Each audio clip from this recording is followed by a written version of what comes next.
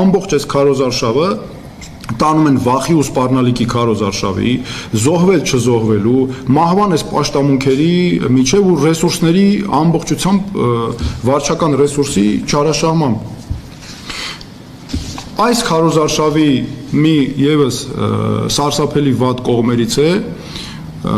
կնոջը թիրախավորելը, կնոջը բռնության ենթարկելը, հայ կնոջը ու այն էլ զինվորի մորը նաեւ։ Ասենք ես չեմ պատկերացնում, էլի ոնց կարելի է լինի երկրի ղեկավար, որ զինվորի մոր հետ, մոր վրա գոռա, խոսա այսենց, մունատ գա, մեղքերը գցի զինվորի վրա, այդ մոր վրա մեղքերը գցի։ Հիշում ենք բոլորս 15 մեր զոհված տղաներից մեկի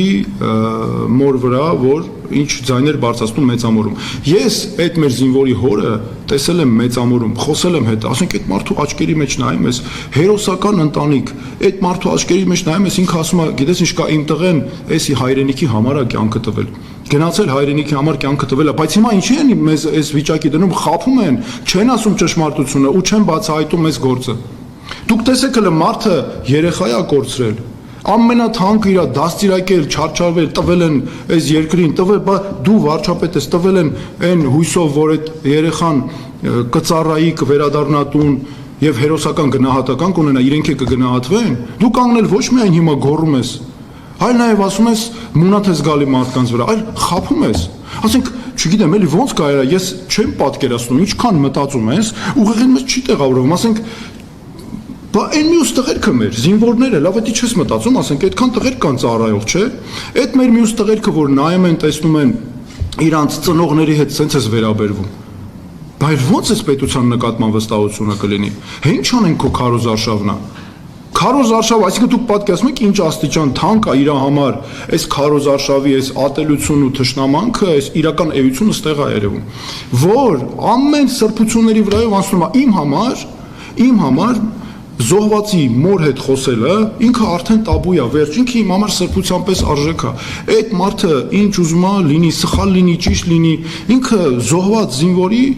մայրը կամ հայրը ծնողը, դրանով ամեն ինչ հարցը փակված է, ո՞նց կարաս թույլ տաս մարդու հետ այդպես խոսաս։ Եվ ստեղ մի կարևոր բան էլ կա, որ իմ փորձից, ասենք որ օրինակ ես հիշում եմ, ես ինչպես էին մեր զոհված զինծառայողների ծնողները հերոսական նույն հերոսական վարքագիծն էին ցուցաբերում։ Ես գնացել եմ, հիշում եմ պատերազմից անմիջապես հետո ես զինվորների զոհված զինծառայողների ծնողների հետ մտել եմ մարմիններն են որոնել իրանց։ Տեսել եմ աչքից դիմաց ոնց են այդ մարդիկ աչքները արցունքներին, բայց ման են գալիս ու իր մարմինները եւ հետո էլ ասում են իմ հերոսական տղեն տես հələ գնացել հայրենիքի համար զոհվել է։ Բա դու ասում դու ոնց կարող ես էլի տենց ես մտածում ես ուղղակի մեծ չի տեղավորվում էլի ոնց կարող ես այդպես խոսել։ Ես ունեցել եմ այդ դեպքերը աչքերիդ մեջից չեն գնում, երբ զոհվածի ծնողները եկել էին մի անգամ ինձ մոտ, հայրը եկել էր նախապես, ասում էր մեր տղան զոհվել է, ես գիտեմ որ զոհվել է,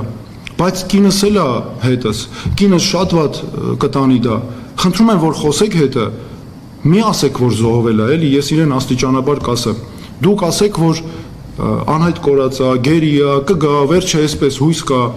ես հիշում եմ այն վիճակը, մինչև հիմա մարմինը մարդու փշաքաղում է, նստում ես այդ տիկնոջ դիմացը, որ խոսում ես ինքը անդադ հարցնում է, դու պետքա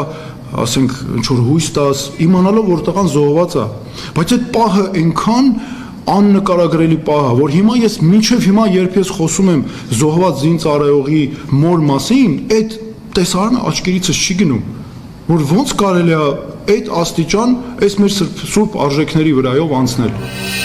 Բաժանորդագրվեք Արմաթ մեդիայի ալիքներին սոցցանցերում, հետևեք մեզ նաև Արմաթ Մեդիա AM կայքում։